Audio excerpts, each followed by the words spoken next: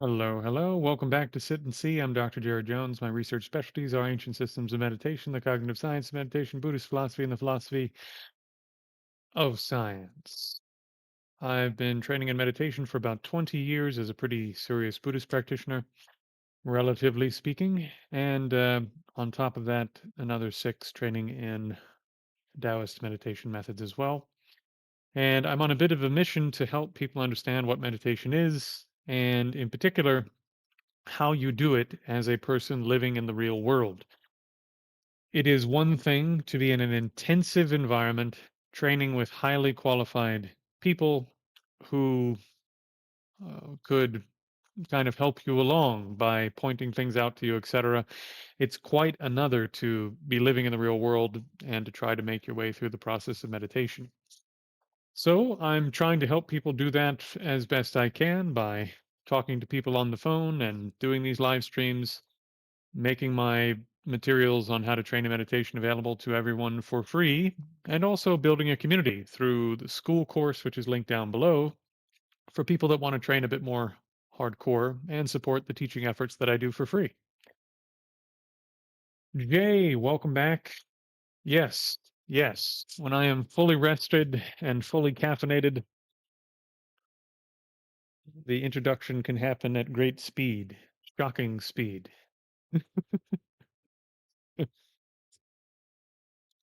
uh, okay. So having a bit of fun today. Um, I'm right after this class, I'm meeting with Neil again. Hello, Oates. Meeting with Neil after class to talk about the entire Lohan curriculum from beginning to end. Ah, glad to hear you're liking the course, Jay.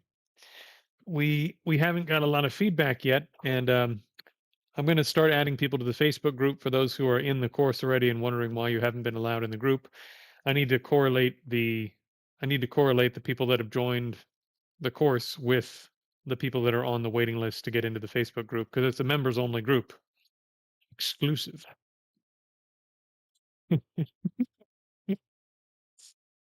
Anyways, so yeah, I'm glad you're getting some value out of it. Like I said, I've just we've nice. Yeah, yeah, yeah. I mean, and you'll notice from a relatively small amount of material, 15, 20 minutes of training a day, which will build up to, I don't know what it'll end up being in the end, but like when you do this system in retreat, Neil tells me that the whole system, if you were doing it daily, only takes between 3 and 5 hours. If you're doing the whole thing, like every bit of it, including the meditation part. However, to be able to do it at a high level takes years of getting all the details right as you're starting to learn, Jay, from doing just the introductory part, right? But even just starting the process of transforming the body, the energy system, the mind, etc., through these techniques, you start to build up benefit that will help your seated practice. Which is why I love these systems so much. The as I've said before, the Tibetans have a version of this. They have a couple different versions of this, but you only get them if you train in tantra. You don't get them if you're just training in regular stuff without empowerments. So for everyone else, it's kind of like, do your study and do your best to do some meditation, and that's the best we can do for now. But the Shaolin system and the systems that came through China, because of their interaction with Taoism and traditional Chinese medicine, et cetera, developed into a whole host of practices that are open and available to anyone who's willing to put in the work. Incredible, you know? Anyways, I'm gushing as I usually do because as I go deeper in the material with Neil, because I'm going through the course too, as I build it with Neil, I'm just increasingly impressed by how competent he is. And you can watch yesterday's live stream to find out, you know, I spent something like 300 hours getting a master's degree in who Neil is. Oh, kind of exciting. Someone who may find this stream later, so they will not be named, but they live about an hour and a half. from between 45 minutes and an hour and a half from Guangzhou, China, which is where Grandmaster Chen Qiming lived and opened a branch of Jingwu Sports Federation, and that's where he met his teacher, who was from Tibet. And so he was one of the founding members and a teacher at Jingwu for many years while he was training in Lohan with that Tibetan monk. Is the story that he told Neil. So there's someone who I know through my teaching efforts here who lives very close to Guangzhou, and I think the Guangzhou branch of Jingwu is still open. It may not be, but I think it is open. And this person said, or at least I'm in conversation with this person to maybe go there and find whatever we can in Chinese about his teacher. You know, I think it'd be really cool if we could get more information on his early years and like anything we could find out about him. It would really make Neil's day. you know, I mean, imagine training with someone for 20 years, 20 years, spending all that time with this person, and then to find out something new about him you didn't know. It's really special. If somebody did that with one of my teachers, I'd be like, wow. So I'm doing my best to see if I can track down more about his teacher because I think it'd be really cool. And it'd be cool for members of the course too. We'll put whatever we find that's relevant into the course materials too, just for background info. Yeah. Anyways, so do we have questions, comments, concerns about meditation stuff while we're here?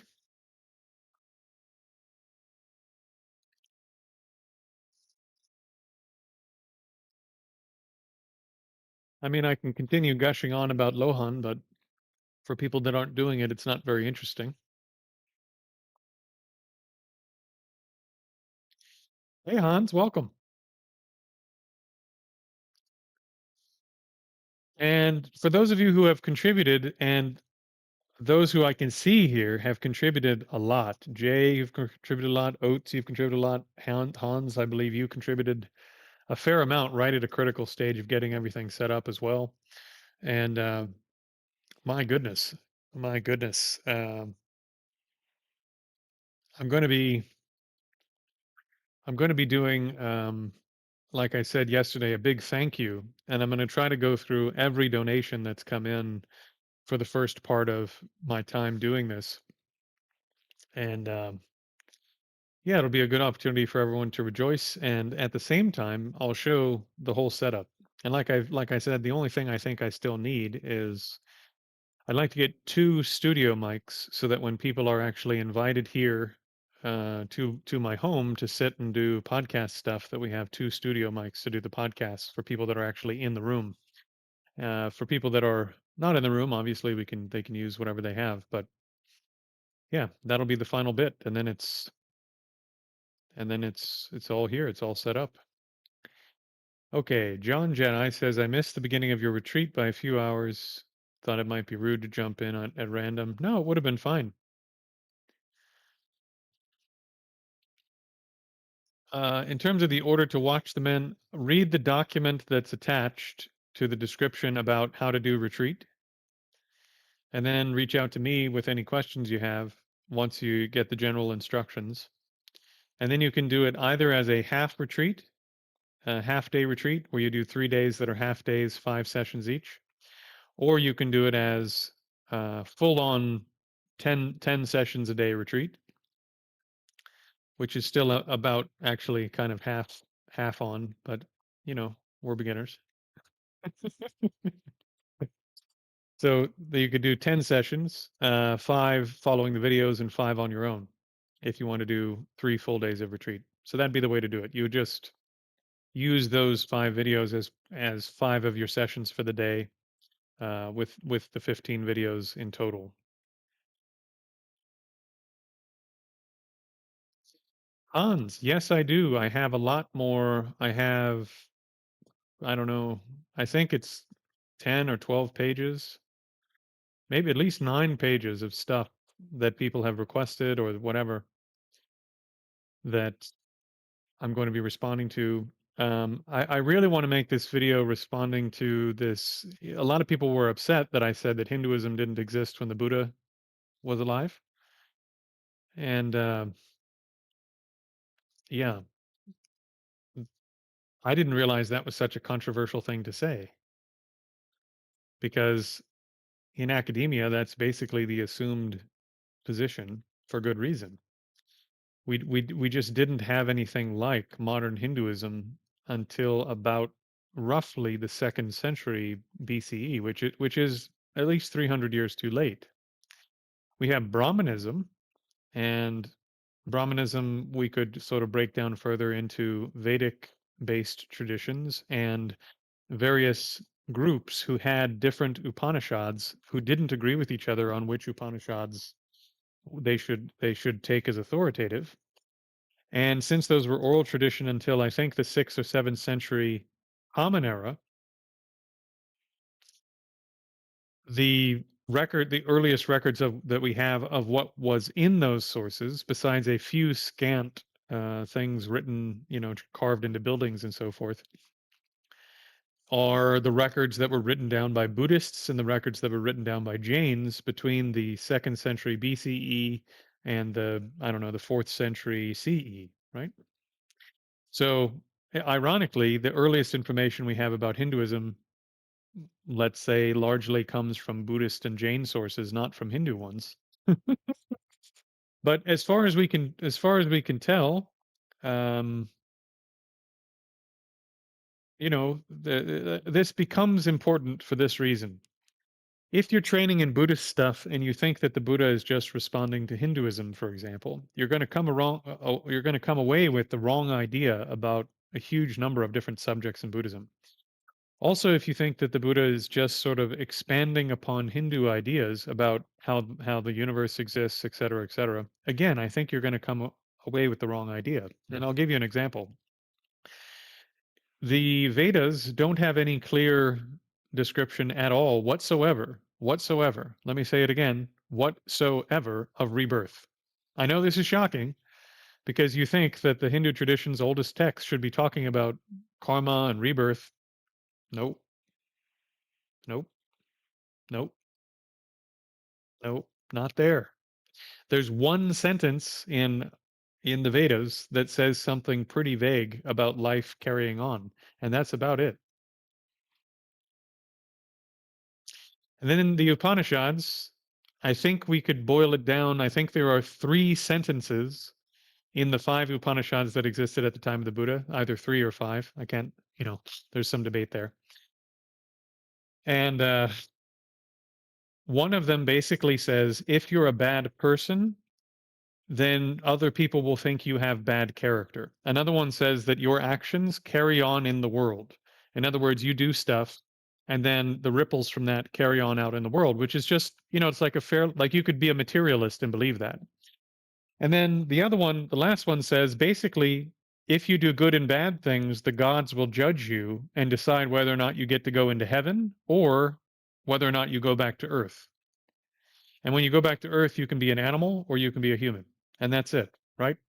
So we have a total of 4 sentences that maybe talk about rebirth and this thing called karma, but at that time, karma, the word just means action. You could say, this is the karma of picking up my mug. It just means action. So if you just replace the word karma in these texts with the word action, your actions will be what the gods use to judge you to decide whether you go to heaven or whether or not they send you back down to earth. Your actions will ripple out in the world and will carry on in terms of having effects on the world. Your actions determine what kind of character you have and how other people view your character, right? So these are things that, besides that first one about the gods, these are things that are just sort of like generally true, right?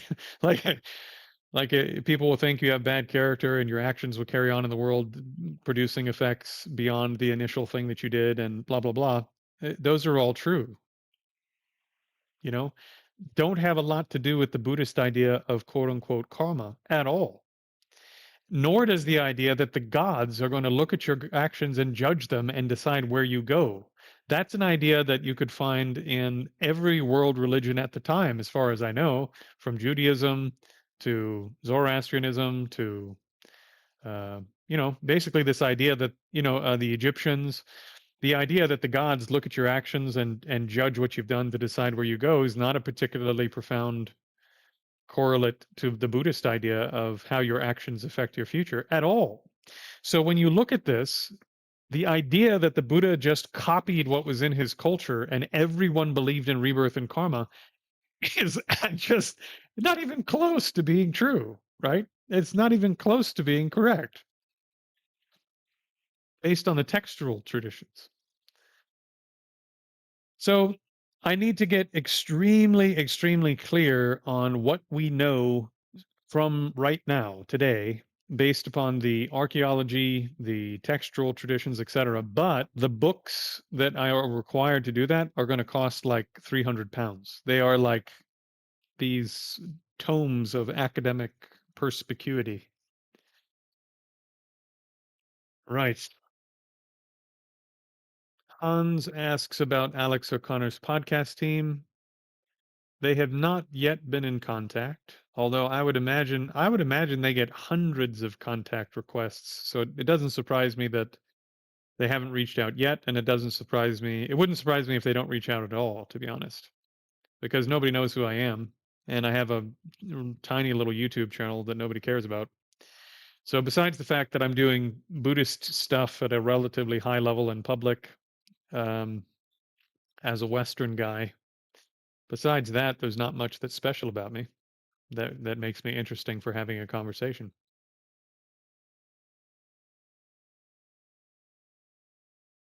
I, however, am very much interested. I think there are some things I'd love to talk to Alex about. Um, it would be interesting to talk to Alex about meditation and its relationship to philosophy. In particular, I'm interested to know, because he knows much more Greek philosophy than I do. In the last 10 years or so in the study of Greek philosophy, we've come to find out that there basically meditation training of various kinds was part of the Greek canon, let's say, in terms of training in philosophy and so on and so forth. And I don't know how much we know about that at this point, but it would be interesting to know what he knows, and it'd be interesting to see what his opinion on that is. Um, Also, he and I are both non-Christians who have studied a fair amount of Christian theology, so there are some interesting questions and debates we could have about potentially things like infinite causal sequences. Because I've heard him, although I don't know if this is the view he holds himself, I've heard him make the argument, for example, that an infinite causal sequence couldn't possibly work because of the reasons provided by William Lane Craig. So William Lane Craig is one of the world's most sort of well-published theologians, and he's a philosophical theologian.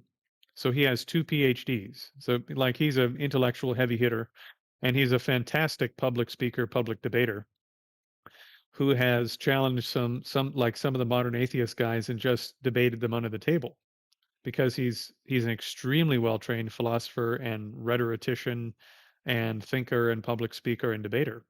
He knows all the tools. And he's not just doing it for, how to say, I think he's extremely sincere. He's not just doing it like the internet people do to try to create stuff. He genuinely wants to get at the truth, and I think that he has done it as honestly as he can, based upon starting with the Christian positions and working his way through everything.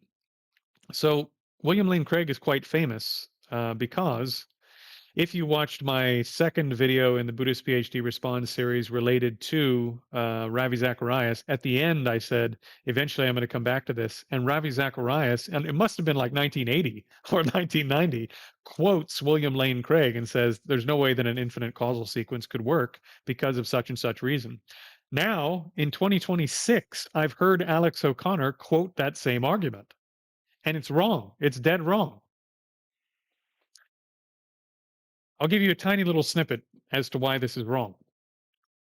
For example, one of the arguments is you could never count to an infinite number. Now that's sneaky. That's really sneaky because our claim as Buddhists is not that we're trying to count to an infinite number, it's that there's an infinite number of events in the past, which works entirely well. We didn't start somewhere and count to an infinite. That's impossible. It, however, it's entirely logically possible that you would have, if a causal sequence was what had no beginning, it would be an infinite number of events. There's no contradiction there. And we aren't trying to count up to an infinite thing. That would be impossible. That's true, because every time you counted another one, you'd be a finite distance from the first one, always, right? But this is actually also interesting for those of you who are onto the Buddhist thing and not just the meditation thing. This is also interesting because the same argument applies in reverse when they make this argument. This is a really famous argument, by the way. If you started from an infinity away and you flicked the first domino in an infinity, that domino would never arrive, that series of dominoes, because the first one is an infinite distance from us, it could never knock over enough dominoes to arrive at the present moment, right? So this is sort of the opposite problem to not being able to count up to an infinite. You can't count down from an infinite either. Does that make sense? Now, here's the trick. Think about it in reverse. If I said to you, how far away is the second domino? That's a finite number, right? If I said to you, how far away is the 10th domino? Well, it's 10 dominoes away. How far away is the billionth domino? Well, it's a billion dominoes away. So actually, whereas an infinite causal sequence of dominoes couldn't arrive at the present moment, every single individual domino in an infinite causal sequence could create an effect that would reach the present moment, because every single domino in an infinite sequence is only a finite distance away. And check this out. This is the sneaky move that philosophers are making. There is no domino that's an infinite distance away. In an infinite causal sequence, every domino is only a finite distance away, which means that every single domino in an infinite sequence could be part of an action that reaches the present moment, right? So by logical necessity, an infinite causal sequence would have to reach the present moment. It's not even a question. Given infinite time, it would have to reach the present moment. And so we have an entirely cogent, entirely logical position as Buddhists in saying that causality is infinite.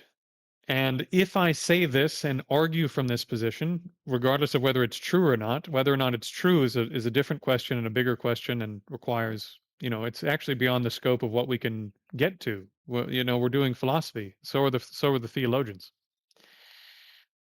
But if we adopt this position and argue this way, we're saying that the current moment of reality comes from, let's make it more simple.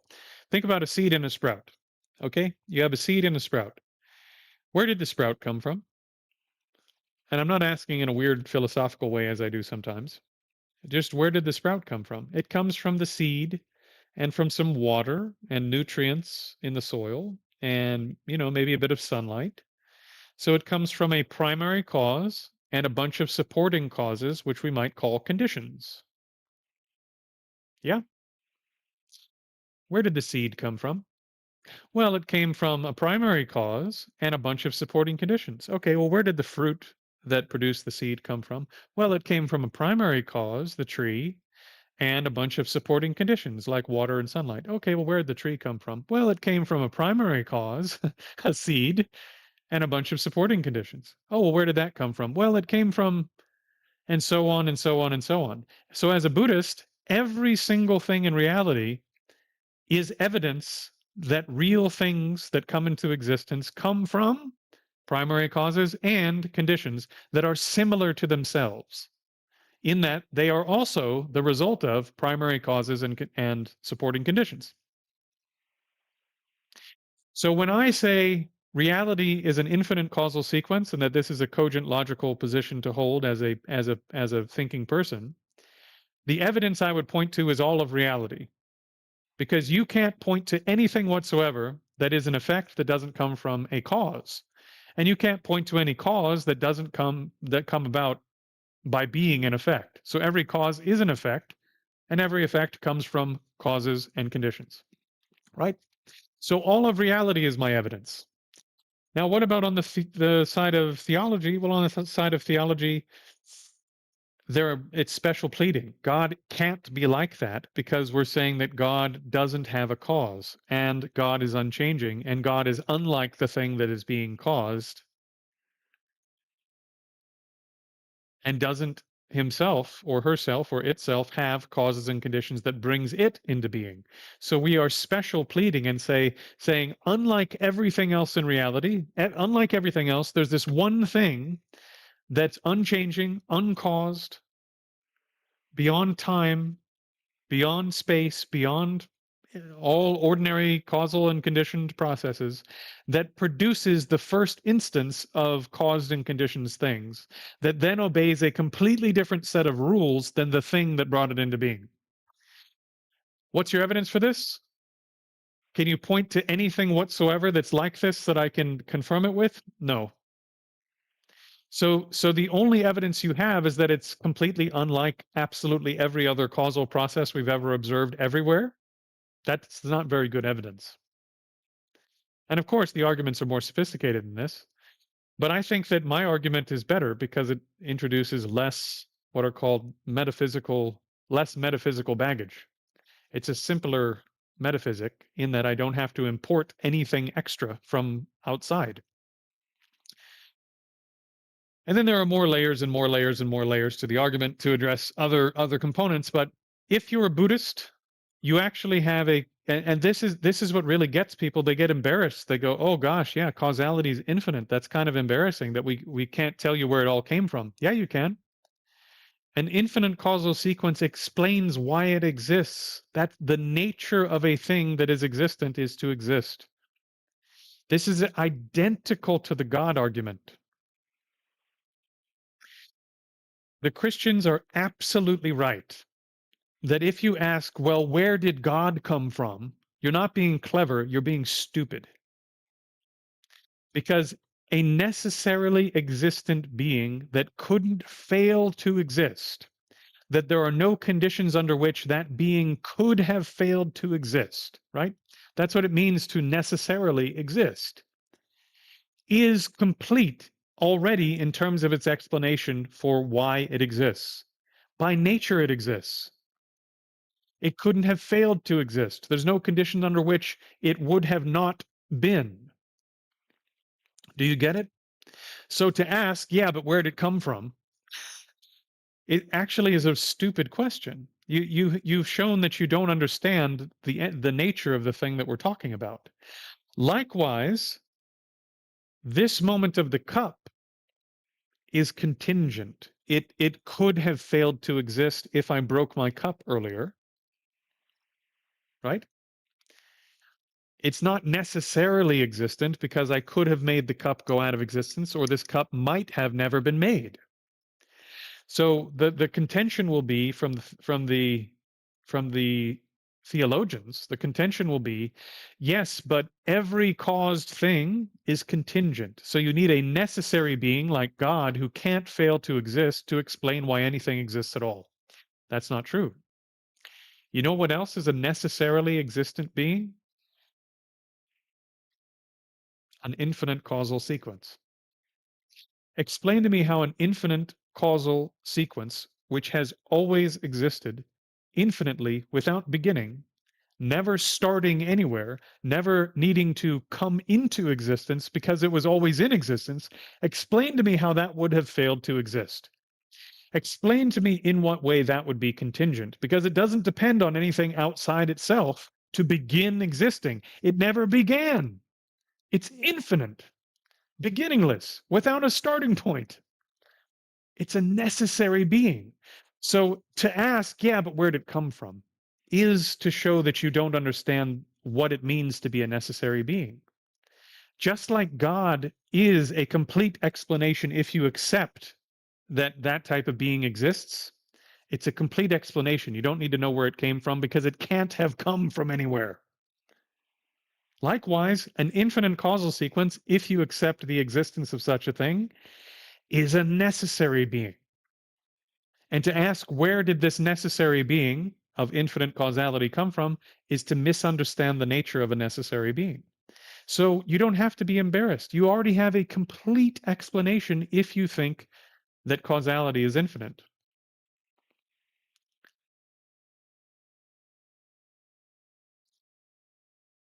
And infinities are really weird. There's a whole bunch of things you can do with infinities that don't make any sense if you're thinking in limited terms. Uh, I don't know that that's a tautology. I don't know that that's a tautology.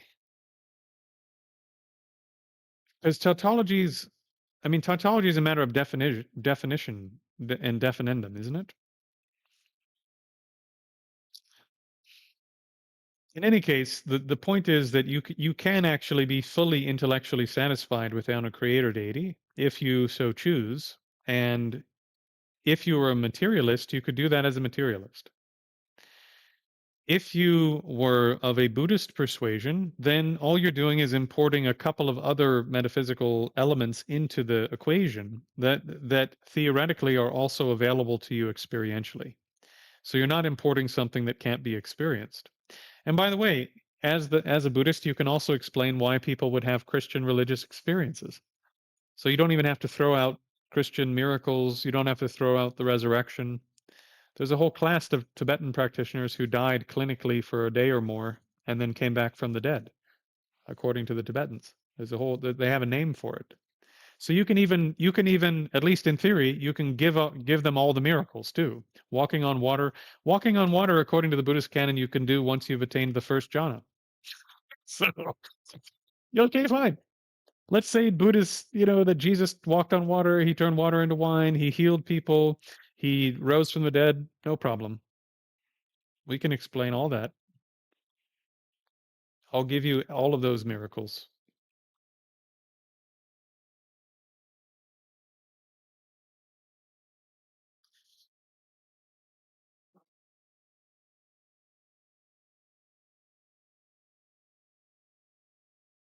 Jay asks about Occam's razor. Yes, a metaphysic in which, or a metaphysical view, a system of sort of talking about what types of things exist, generally speaking, based on Occam's principle, is considered to be more elegant or more, how to say, more elegant, more refined, to be preferred if it has less stuff.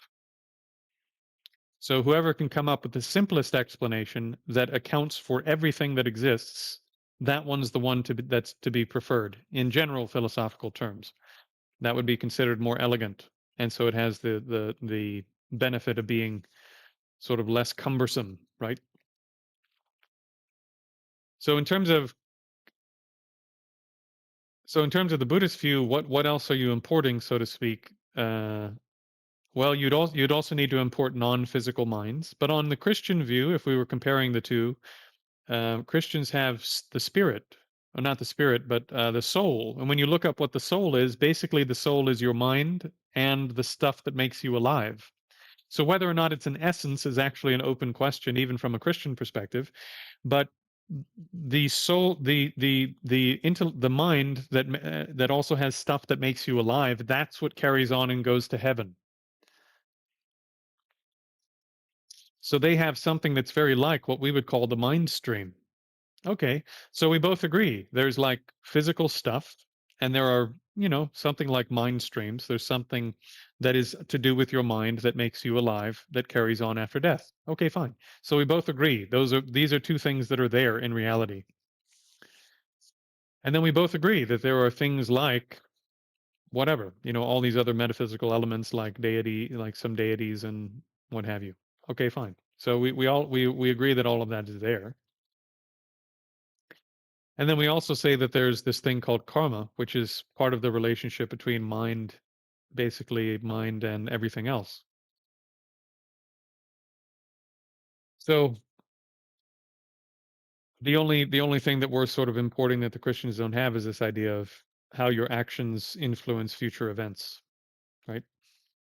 So that's our extra baggage, I suppose, that we're adding, but it's not essential. It exists like everything else in terms of causal factors, et cetera, et cetera.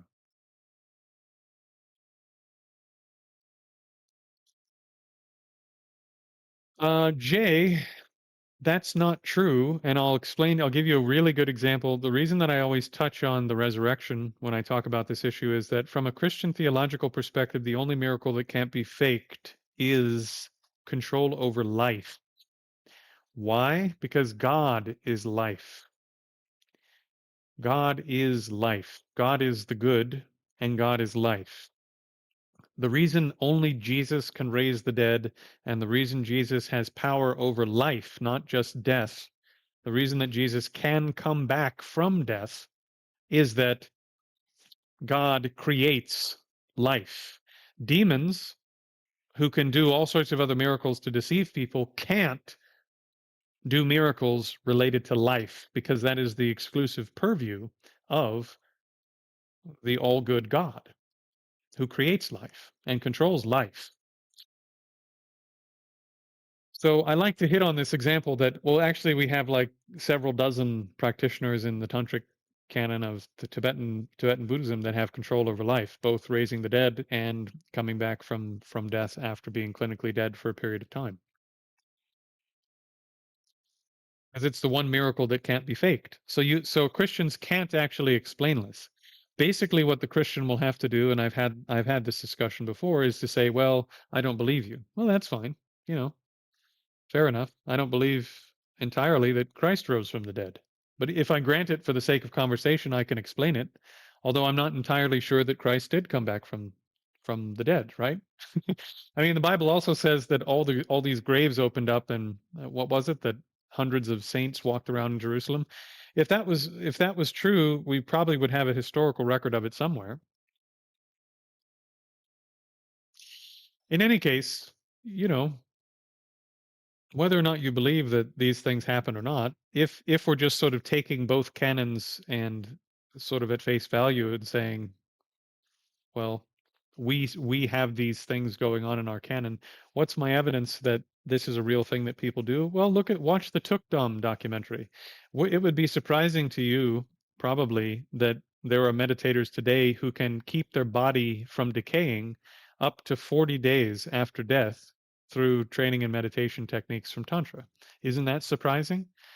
That a person can be clinically dead, no heartbeat, no brain activity, no breathing, and for 40 days keep their mind in a meditative state inside the body that stops the body from decaying, even in the heat of the Indian summer with insects running around and in unsanitary environments on the countryside of India. Wouldn't that be surprising? And so the people that come back from death, some of them that are in that category of Tibetan practitioners, go into Tukdam for a period of time, this meditation when you're after clinical death, and then they come back sometimes. Anyway, so long story short, again, I can sort of give away the miracles too and say, okay, let's grant it for the sake of conversation. Still, we have these too, whether or not you believe them, my humble Christian friend. We have the same miracles, and I have good reason to believe that they're real. So you wouldn't be able to explain that from a Christian perspective.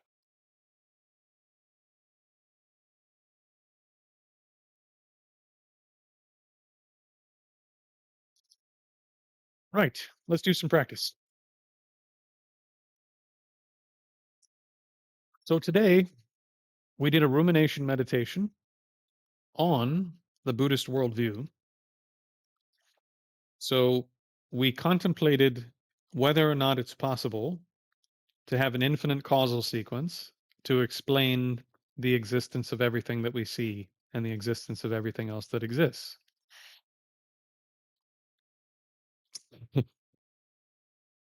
So if you find that even slightly compelling, what you would do then is once the idea has been generated, you know what? That even if you don't accept it fully, you could go, you go, what? You go, that's actually possible. If these things are correct, That's actually possible. And you hold that idea in your mind with that shift of attitude. Wow, that might be true. That really could be the case. And you hold that with some concentration. And then this contemplation process would become training and rumination. So for those of you who found the discussion of infinite causal sequences plausible, now we'll just do that again very, very briefly. And if you feel or when you feel the sort of attitude come up that, I'm not 100% sure that's true, but if these reasons are correct, that really could work, right? If that feeling comes up or something stronger than that comes up, like being fully convinced, then hold that shift in attitude with concentration. And we'll do that as our session. Okay? All right, so here we go. So consider a tree. Where did that tree come from? Well, it came from some kind of seed. Consider an oak tree. Oak tree came from an acorn. Where did the acorn come from? Well, it came from causes and conditions. It came from a previous oak tree, and it came from water and nutrients and sunlight and so forth. Okay, well, where did that previous oak tree come from? Well, it came from causes and conditions. It came from an acorn and from sunlight and nutrients and so forth. Well, where did that oak tree come from? Well, it came from an acorn. Where did that acorn come from? Well, it came from an oak tree. Where did that one come from? Well, it came from an acorn. Well, where did that one come from? Well, it came from an oak tree. Well, how about the next one? Where did that one come from? And so on and so on and so on until you get to something that is not yet an oak tree, but it's sort of similar. And it's producing the first thing that's kind of like an acorn that will then grow into the first oak tree. Well, where did that thing come from? Well, it came from a seed. Okay. Where'd that seed come from? Well, it came from a previous tree. Okay. Where did that tree come from? Well, it came from a seed. And we go back further and we arrive at something that's a little bit different, but is still coming from basically causes and conditions. And we go back further and further and we arrive at the first single-celled organism. Well, where did that come from? Well, it came from the chemistry of the early Earth, let's say. So it came from things that are basically like itself, right? Protons, electrons, neutrons arranged in various arrangements. Where'd that come from? Well, it came from the previous moment of protons, electrons, and neutrons, basically carrying on in a very similar way. If we're going with the quantum physical model, it's called quanta meaning chunk, in that the previous moment of a particle causes the next moment of a particle that has substantially the same properties, but there are gaps in reality, basically, is my understanding of it, so that the previous moment of reality is causing the next moment of reality. Okay, fine. So we go back further, further, further. Big Bang. Where'd that come from? Well, it came from a previous set of causes and conditions that weren't entirely unlike the Big Bang. Now, likewise, with regards to mind, where did this moment of your mind come from? Well, it came from the previous moment of your mind, didn't it? Didn't this mind come from the mind you had a few moments ago? Didn't that mind come from the mind you had a few moments ago? Didn't that mind come from the mind you have a few moments ago? By the time you get back to you being a child, didn't that mind come from the previous moment of your child mind? By the time you get to being a toddler, didn't that mind come from your pre-toddler mind? When you get to that mind, didn't that mind come from your mind right at the moment of birth? When you get to that mind, didn't that one come from the one that was in the womb?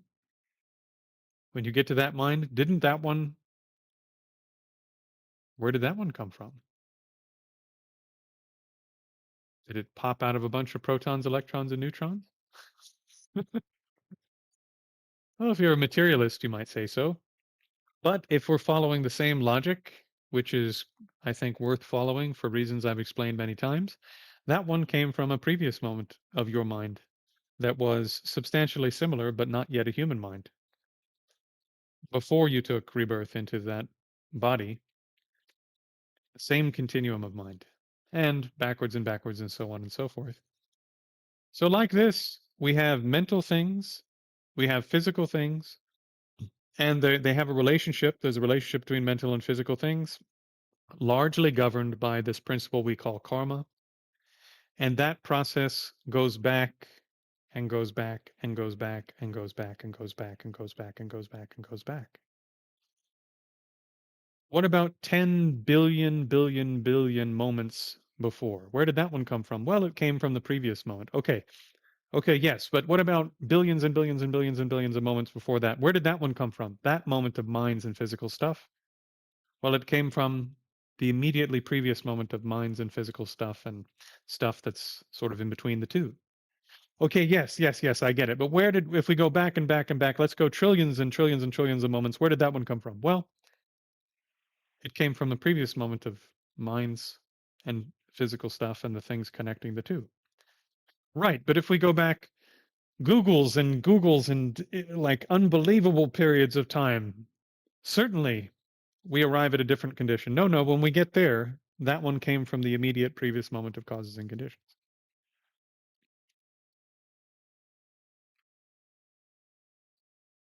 So, like this, the explanation for every single moment of reality is, logically speaking, entirely complete. There is no moment of reality you will arrive at in this philosophical system where you don't have a complete explanation for why that one exists and exists the way that it does with the properties that it has, because it comes from the immediately preceding moment of causes and conditions that led to its arising in exactly that way for that moment, and so on and so forth. So, like this, if you ask, well, what about the first moment? There's no first moment. You can't actually put forward a first moment in a causal sequence like this because every moment comes from the immediately preceding moment of causes and conditions that are, relatively speaking, similar to itself. No matter how far back we go in time, that moment is always coming from the immediately preceding moment. So this actually forms a complete and perfectly satisfying explanation. This is the meditation, Hans. This is called rumination meditation. So hopefully, as you're going through this, you have a feeling coming up that, this could be plausible. And through contemplating more reasons, more explanation, more detail, the feeling should get stronger. As the attitude gets stronger, you hold that feeling, that attitude with concentration. That's rumination meditation. And then when you encounter a circumstance where it's relevant for that attitude and information to come up, it comes up quickly and easily. So this is the meditation. This is the practice. This is foundation 5.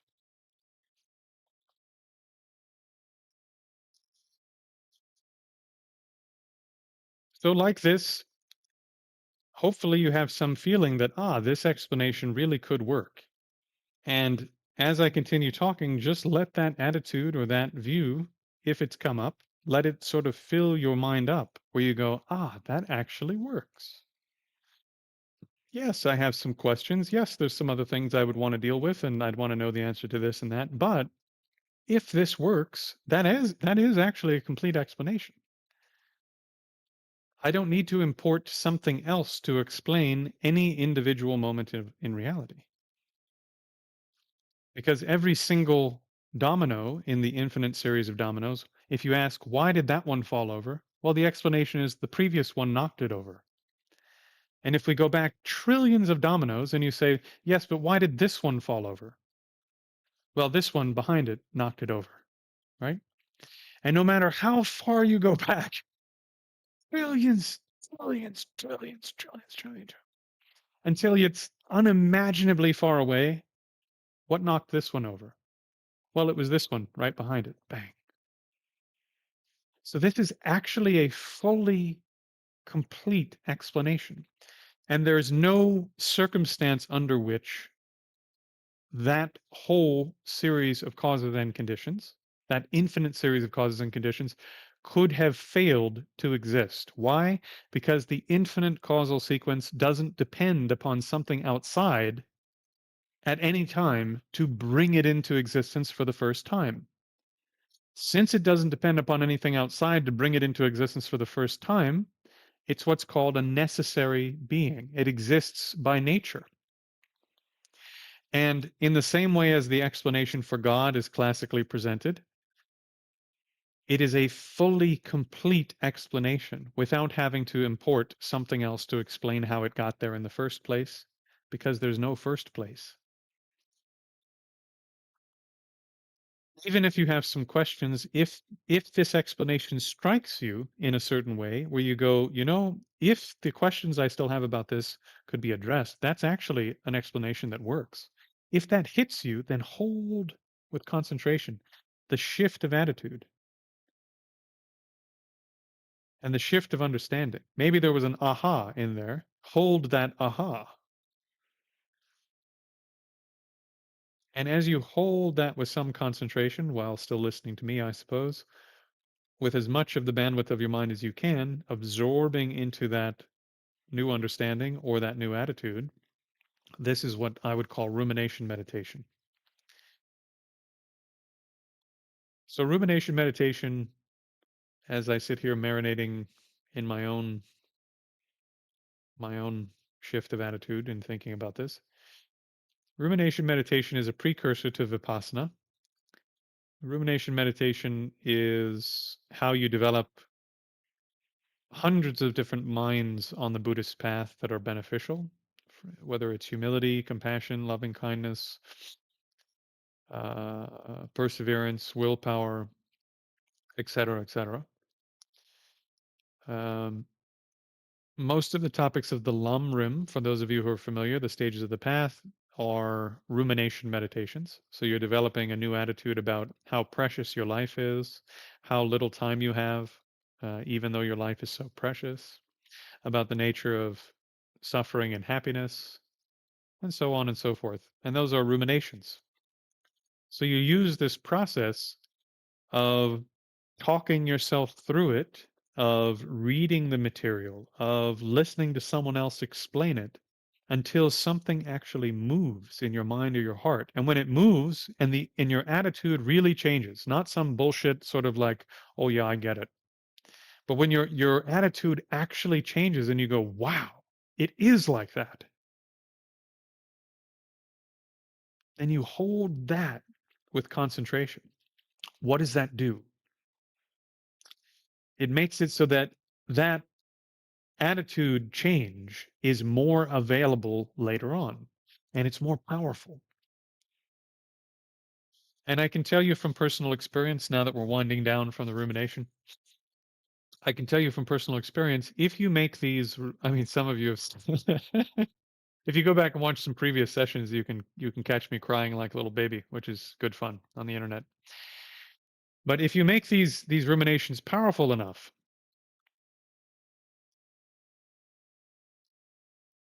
then the force of the change in your mind is so powerful. It is just as strong as being like, what do they call that when you're so angry you see red.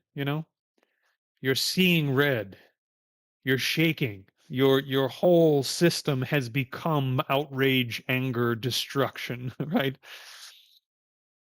like that, except with positive things. That the entire system is just exploding with the knowledge of a particular thing, or or about to explode with the knowledge or attitude shift or change in motivation related to some aspect of something. And it may sound strange to say you're bursting with humility or something, right? But in terms of the subjective experience, it is like that. If you generate humility, humility can become as strong and powerful in terms of how it feels in your body as the strongest, most dangerous feeling of outrage you've ever had. The feeling of perseverance. I'm going to do this. I'm going to do this no matter what happens. I'm going to do this if my legs fall off. I'm going to do this if my neck breaks doing this, right? The intensity becomes so powerful, it's as strong as the deepest feeling of lust you've ever had in your life. So you cultivate on the surface of the mind these attitudes, motivations, drives, desires that are beneficial, that are, again, taking control of every aspect of your being and pointing it all in the same direction towards virtue. This makes sense? So, this is why Foundation 5 is so important because instead of having to struggle with all of your what we would call mental factors in Buddhism, like anger, anxiety, boom, boom, boom, boom, boom, all these things, you reshape what's on the surface of the mind so that all of this stuff, instead of dragging you this way, now it's all driving in the same direction. You see it? This is the brilliance of, again, the couple thousand years of really, really sharp people realizing how it is you work with the human mind. You want to become incredibly successful? Make this work properly. Make this work properly. Because the same qualities you need to be, I don't know, to run a Fortune 500 company, the same qualities in terms of not all of them obviously, but some of the same qualities: consistency, sincerity, determination, ability to deal with suffering and loss and difficulty, ability to deal with complex things that are how to say complex, difficult, intricate stuff that is really unpleasant to think about and deal with, right? And to not just do it for 10 minutes, but to do it for 20 hours a day for 6 months until a problem is solved. Heart, real heart. You develop these qualities until your personality has extremely great force. And not just in terms of being like an overwhelmingly sort of willful person, although that should happen, but combined with that is loving kindness, compassion, all of these qualities of like a, like the saints. Of course, we're not going to be a saint next Tuesday. We should probably just try to be a gentleman or a gentlewoman or just to be a decent person. But if you'd like to understand how a saint is made, what the great saints say is, I was like you once. I was just like you once, they say, and I worked at it, and now I'm like this,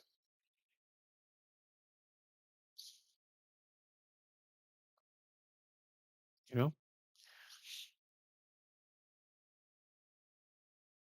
I mean, this is the stuff that my teachers would say. And I look at some of my teachers and I go,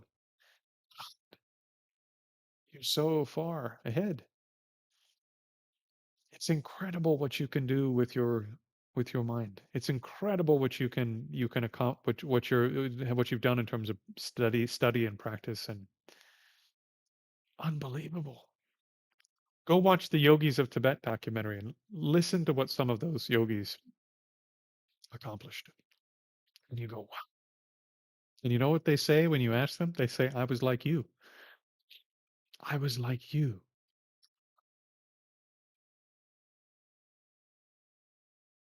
So we can do this.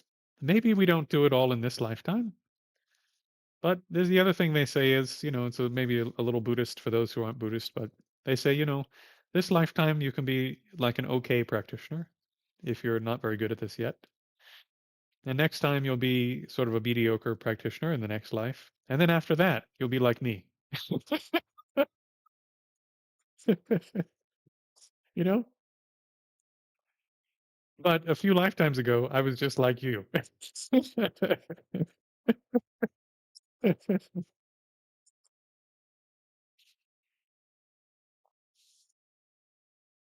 Okay, my friends. I have a 10 o'clock meeting with Neil Ripsky, the man, the myth, the legend. And we're going to have a 3 to 4 hour powwow. The great, I'm calling it the great Lohan Moot of the year 2026. We're going to spend 4 hours basically going through the entire Shaolin Lohan curriculum and deciding what order, sort of in a relatively cogent fashion, to put everything in for the training course. And yeah, Lohan stuff is listed at the beginning of the chat and down below, etc. So for those who are new or whatever, Shaolin Lohan Palm, 18 Lohan Palm, is a system of physical stuff and energetic stuff like qigong, etc., to make your body and energy system perfect for training and meditation. And then it also has meditation, and it has something called Neigong, which is sort of like China's equivalent to some of the highest yoga tantra practices you find in Tibetan in the Tibetan canon. So it has a full curriculum, more or less, of sutra level practices and some practices that would be considered to be on the tantric spectrum. Um, and he has this full system. So I'm gonna do my very best as a practitioner and a PhD and blah blah blah to try to make it bite sized for people who are coming in new and going through the entire thing to make it from beginning to end. Although we're already looking at it and it looks like it's going to be probably like an 8-year curriculum. It's going to be a long program with a lot of rich stuff. And again, I'm super excited. It's just, for those of you who don't know, Neil is this incredible. You can go back and watch episode 52 of the Sit and See. I at the end after class, I talk about his life story. He's an incredible guy, super sweet Canadian guy who could tear you apart in 2 seconds if he wanted to.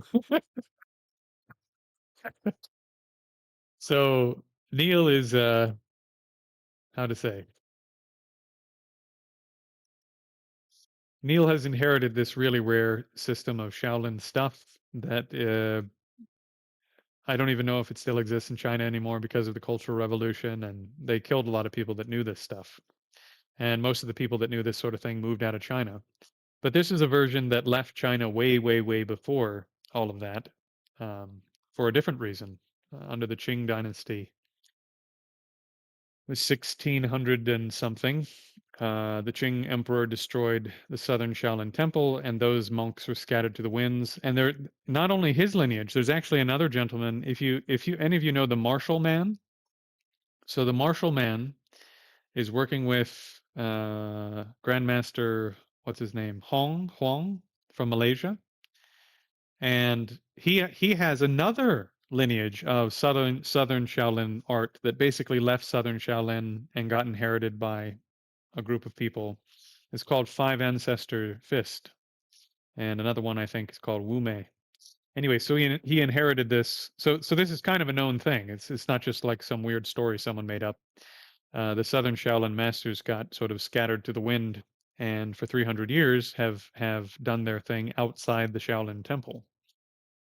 So Neil's teacher inherited a version of the southern Shaolin practices of 18 Lohan Palm that traveled through Tibet and then back into China in the 1970s, which is really interesting. So part of the meditation curriculum has some Tibetan stuff in it, in addition to all of the the Buddhists and the Taoists share this Neidan stuff in common. So they brought together um, elements that Neil is going to know much better than myself, and some things that I might know better than him because I know the Tibetan stuff. So again, can't be excited enough about this. Last note on this, for those of you who are interested, for people that are doing my stuff and doing Neil's stuff, eventually we're going to do group retreats. I've already said this a bunch, but we're going to do group retreats probably starting in the next 6 months to a year, where we all get together somewhere. Neil will train everyone in the physical and energetic stuff, and I'll train people in the meditation stuff. And then Neil will also at some point transition over and be training people in the Shaolin meditation stuff as part of the retreat. So we'll be working together to tag team this stuff. And also, for those of you who don't know, I've been doing internal Chinese arts for a long time. So you'll get to see me and Neil doing push hands and stuff, which will be good fun.